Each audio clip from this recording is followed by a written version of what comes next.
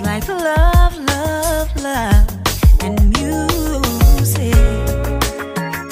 La la la, love, love, love, love, love, and music. Love,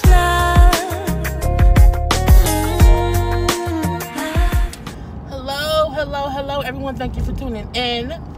I am Jay Lee. This is Jay Lee's Corner, and this is another edition of Car Conversations on Jay Lee's Corner. Okay, hope everybody's having a great Tuesday. I'm on my way to work, of course. And I wanted to do this quick car conversation because I did not feel like doing a regular sit-down review for this particular show. The Remy and Papoose, Meet the Mackies, little baby, little special or whatever, that came on yesterday on VH1.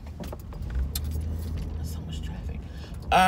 So yeah, if you have not done so already, please take a moment to subscribe to my channel and become a Jaybird. Hello, Jaybirds. And do not forget to also like the video, comment in the comment section below, share the video, all those good things that active Jaybirds do. And then also do not forget to hit the notification bell because that lets you know when I have new content available. So, I watched the Remy and Papoose special last night. It was cute, for the most part, it was cute. It's a 3-week little special, meaning they didn't want to give them one episode, and they did not want to give them a full season or whatever. It's like a tester. That's what I get from it. Is why it's 3 1-hour episodes, which is the equivalent of 6 30-minute ones. So, it is what it is. Remy, of course, is pregnant with their first baby together.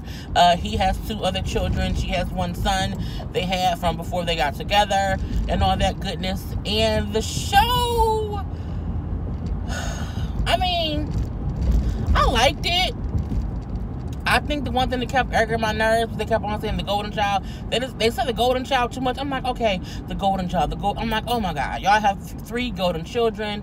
But I feel like, they're saying that in place because, she had a miscarriage last time. So where some people say, oh, this is our rainbow baby, because the rainbow after the storm, they're just saying golden child. But I can say for me, I'm like, oh my God, this is a golden child. Oh my God.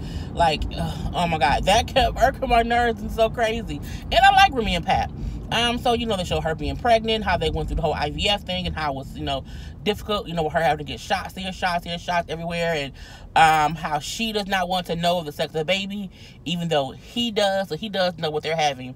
I'm going to say it's a girl. Simply because they already have 2 boys. Because she has a boy, he has a boy, and then he has a girl. So, they should have 1 girl together. I think that'll be cute. And I think Remy should have a girl. That way they both have 2 girls, 2 boys is what I want to happen. But the show was just, them around the house or whatever. Her finally starting the show. That's good.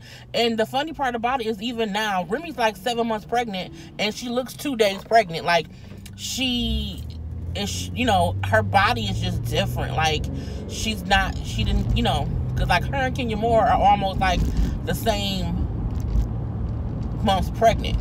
And, Kenya's out there. So, she's carrying her baby differently. So, I think that's also a reason why she was able to hide it.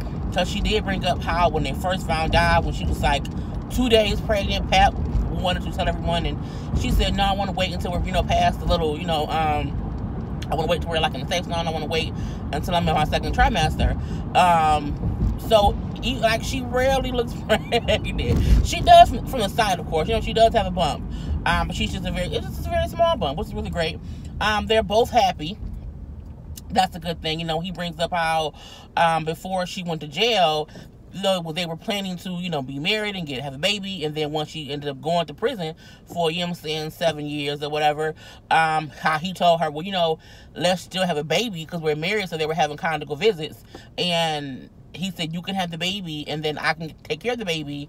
And then when you come home, we'll still have a baby. And she was like, I told him no. Because he didn't think about her having to be pregnant in prison, her having to watch her back in prison, and then her having to deliver the baby without him. Because when you're in prison and you deliver a baby, the husband can't be there. You know what I'm saying? You're chained to a bed and you have the baby and they take the baby away. So she said for her, she didn't want to do that. And so that happened. And then he's like, then she came home and her career was still popping. So then that happened. And then, she got pregnant. Then they lost the baby. And then, so it was a lot going on.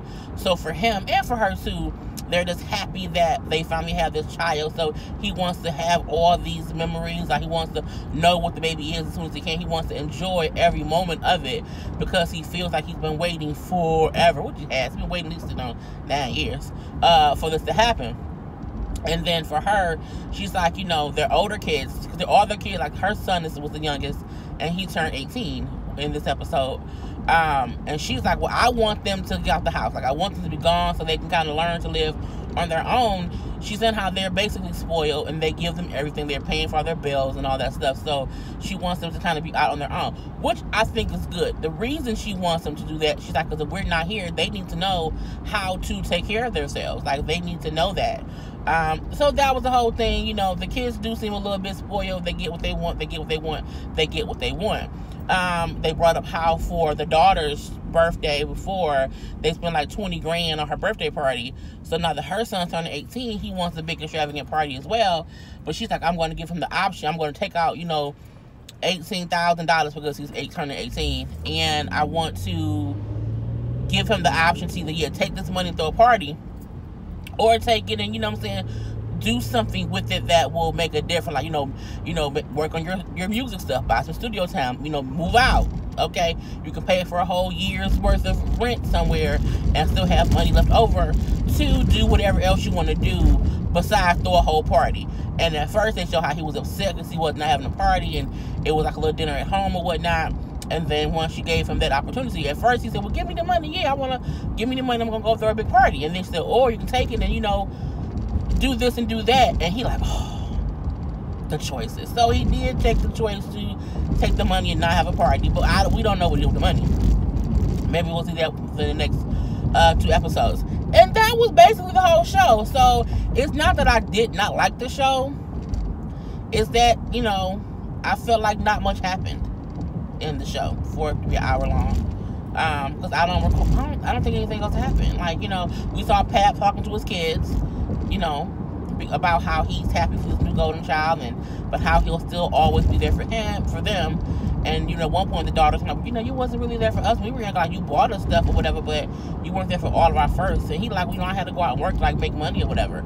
And the son coming through making sense, like, what that you dumb bitch. You know what I should do? Nope. People just get over like it ain't nothing. It's just, I just don't. Oh, what?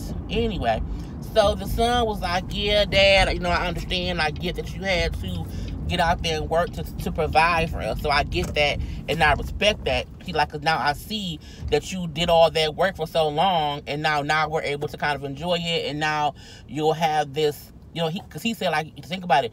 He's in love with Rem. Like, they're really in love. They have this life, and they're about to have a baby. Like, he endured all that before to get to this moment, but he was still a good dad. And I'm like, oh, well, that's beautiful that his son recognizes what's going on. He recognizes his father right now, just happy that he's in a position where he does not have to always be gone, that he can actively be in their lives now because he did all that grinding before.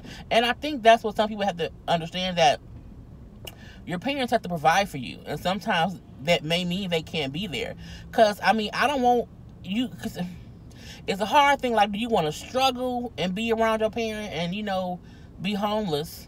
Or would you still want your parents to love you and be there as much as they can, but they're also working to just, put a roof over your head? I think, I don't mind my parent wanting to be my parent and provide for me as a kid. You know what I'm saying? So I'm like, oh, you was a little good thing or whatever. But yeah, and that was the whole show. So I don't know how these next 2 episodes are going to go, because we're not going to see her have the baby. We're not going to see them have no wedding. We've already seen all that stuff. So I'm not sure where else the season is going to go.